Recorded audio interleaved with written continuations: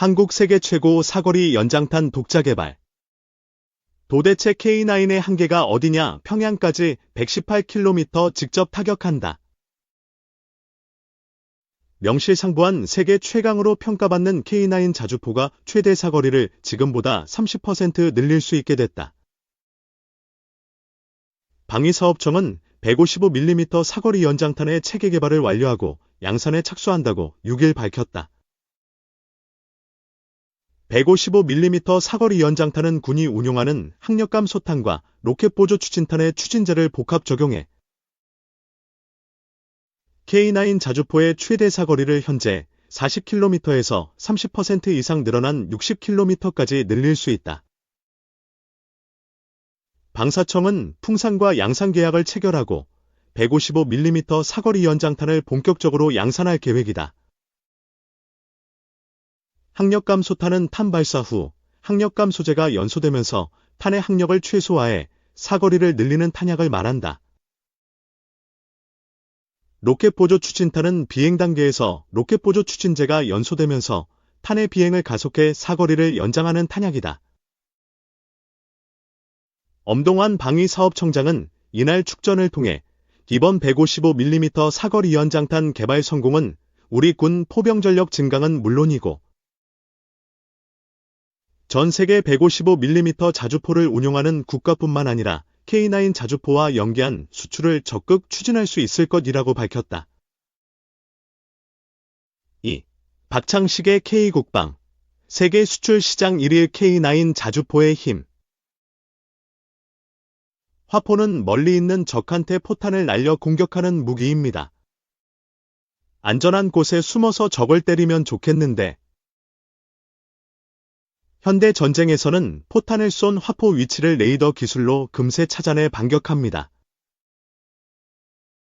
포를 쏜 다음에 궤도나 바퀴를 굴려 재빨리 이동해서 계속 포를 쏘는 장비, 즉 자주포가 필요해졌습니다. 세계 여러 나라에서 자주포를 개발했는데요. 한국이 만든 K9 자주포가 수출 시장에서 좋은 반응을 얻고 있습니다. 2000년 튀르키예를 시작으로 폴란드, 핀란드, 에스토니아, 인도, 노르웨이, 오스트레일리아, 이집트, 루마니아가 K9 자주포를 도입했습니다. 스톡홀름 국제평화연구소 SI프레이 자료에 따르면 K9 자주포는 2000에서 2017년 기간의 48% 점유율 572문으로 세계 수출 시장 1위를 차지했습니다.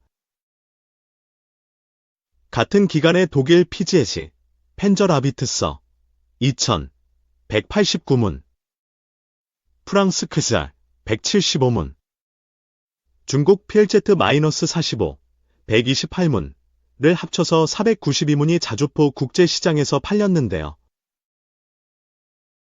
K9은 이 셋을 합친 수보다 많이 팔렸죠. 그 이후 최근까지 K9은 계약 기준으로 세계 시장의 70%쯤을 점유하고 있습니다. 자주포 국제 입찰이 떴다 하면 K9이 도맡아 계약을 따내고 있죠. K9 자주포는 우리 방산 수출의 1등 효자 상품입니다. 배경과 의미를 생각해 볼까요?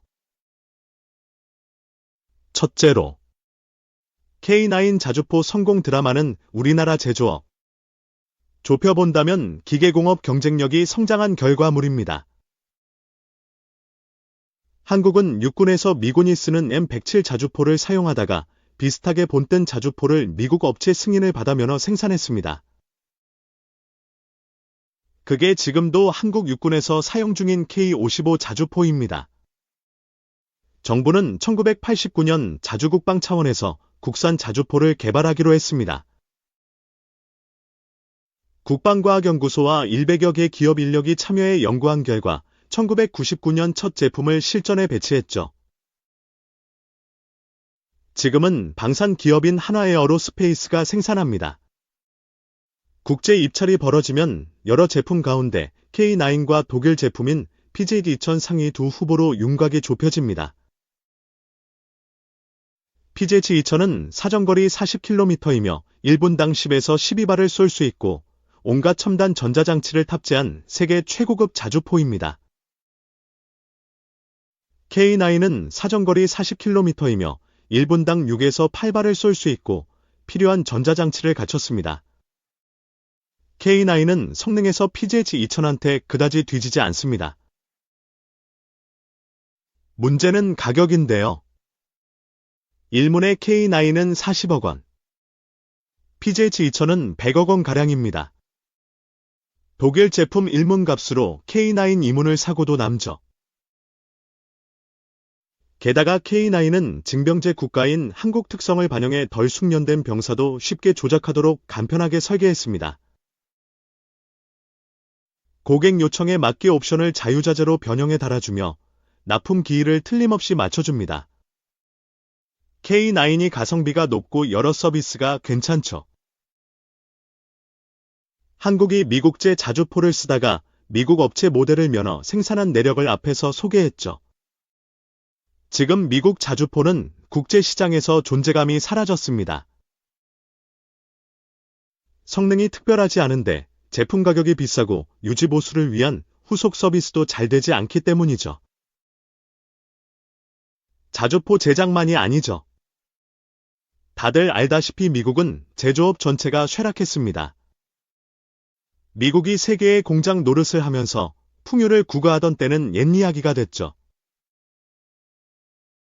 미국 경제를 두고 제조업은 없이 금융과 투자, 부동산 산업 위주로 돌아간다고 해서 FIR, 파이낸스 인베스트먼트 리얼 이스테이트, 경제라고 부르기도 하는데요. 미국 대통령 선거 후보들이 쇠락한 제조업을 되살리겠다고 부르짖을 정도로 문제가 심각합니다. 한국은 다행히 제조업 기반을 잘 유지하고 있습니다. 필자는 K2 전차를 생산하는 한국노템 창원 공장을 견학했는데요. 우수한 기술 인력들이 잘 정돈된 현장에서 활기차게 일하는 모습을 봤습니다.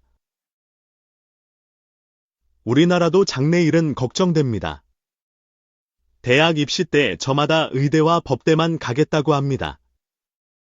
공학과 기술, 과학 분야 인기가 떨어지고 있죠? 미국 대학에서는 과학, 기술과 공학, 수학 분야, 영어 앞글자를 따서 STEM 분야라고 부릅니다. 인력 배출이 진작에 확 줄었습니다. 그나마 미국 스탐 분야, 대학 졸업생의 25%가 중국인입니다. 우리나라도 앞으로 제조업 인력 문제가 생길 겁니다. 제조업 강국 위상을 유지할 국가 전략을 시급히 고민해야 합니다. 둘째로, 평화국가 이미지를 유지한 한국의 대외 안보 전략도 K9 성공에 도움이 됐습니다. 무기 거래는 일반 상품과 다릅니다. 어떤 나라에서 무기를 도입하면 그 나라와 정치적 관계도 깊어집니다. 한국은 미국과 동맹 조약을 맺은 친미 국가입니다. 그런데도 중국과 러시아, 중동, 중남미 등 세계 대부분의 나라와 적대하지 않고 무역과 투자를 늘려왔죠. 현 정부 들어 사정이 조금 달라졌지만 1988년 노태우 정부 이래 20여 년 이런 기조를 유지했습니다. 이것을 개방형 통상국가 노선이라고 부릅니다. 그래서 한국산 무기를 구매하는 국가가 외교적 부담을 거의 갖지 않습니다. 일본이 방산 수출 시장에 본격적으로 뛰어들고 있습니다. 일본은 안보 전략에서 중국과 강하게 대립각을 세우고 있죠. 동남아 국가들은 일본 무기를 도입하려면 많이 망설일 겁니다. 일본과 한편이 되어 중국과 맞서는 모양새를 만들 이유가 없으니까요. 한국은 말레이시아, 타이, 필리핀, 인도네시아 등 동남아 국가들의 FA-50 경전투기, T-50 훈련기, 잠수함 등을 활발히 수출하고 있습니다. 평화국가 이미지를 유지해온 한국 안보 전략이 어떻게 도움이 되는지를 동아시아 지역 정치를 예로 들어 설명해 봤습니다. 우리 당국이 실무 차원에서 국제 협력을 잘하는 사례도 있습니다. 방위사업청은 K9을 도입한 나라들과 K9 사용자 클럽을 만들어 교류 활동을 벌이고 있습니다. 육군은 2024년 8월 오스트레일리아, 이집트, 폴란드 세 나라 군인 14명을 초청해 3주간 K9 사용법을 교육했습니다. 여기에 육군 국제과정이라고 이름을 붙였는데요. 참가 희망 국가가 늘어나고 있습니다. 셋째로, 변화에 발빠르게 적응해 나가야 한다는 점을 한번 강조하고 싶습니다. 화포와 포병 이야기에서 빼놓을 수 없는 인물이 프랑스 나폴레옹이죠. 나폴레옹이 프랑스 육군사관학교에 입학했을 당시 대부분 귀족 출신인 사관생도들은 기병병과를 선호했습니다. 말을 타고 다니니 멋있고 전쟁에서 기병이 중요하다고 생각했죠. 화포를 실은 무거운 수레를 끌어야 한다고 해서 당시 사람들은 포병은 힘들고 비천한 일로 여겼습니다. 코르시카 섬 출신 시골뜨기 나폴레옹은 포병을 지망했습니다. 전쟁 기술과 전쟁 양상이 바뀌었죠. 포병이 먼 거리에서 적을 때리는 게 기병이나 보병보다 훨씬 효과적임을 나폴레옹이 입증해냈습니다.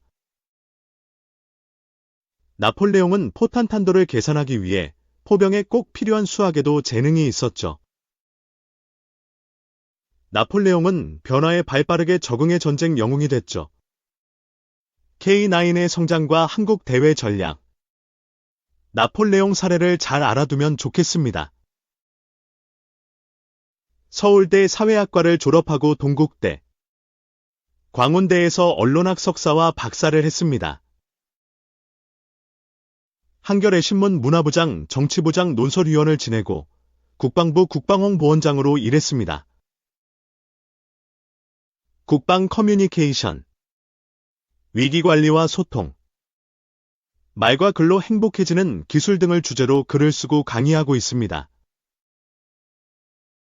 이 기사는 뉴스토마토 보도준칙 및 윤리강령에 따라 최신영 정치정책부장이 최종 확인 수정했습니다.